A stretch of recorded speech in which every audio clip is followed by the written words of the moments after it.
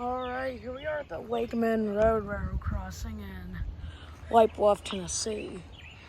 You have the first signal here, which has a Western Colin Hayes base, a Siemens gate mechanism, and here's the emergency information. The dot number is 348-069K, and the lights are Western Colin Hayes 12x24 inch lights with Riotech LEDs in them. And the bell is a NEG electronic bell. And the gate lights are Rico LED gate lights.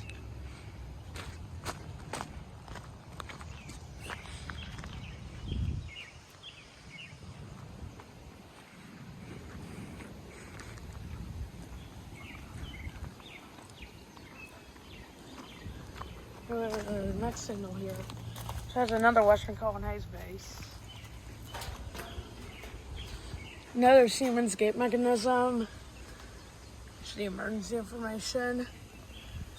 Lights are Western Colin Hayes 24 inch lights with Riotech LEDs. Bell is another NEG bell. And the gate lights are Rico gate lights, probably LED here.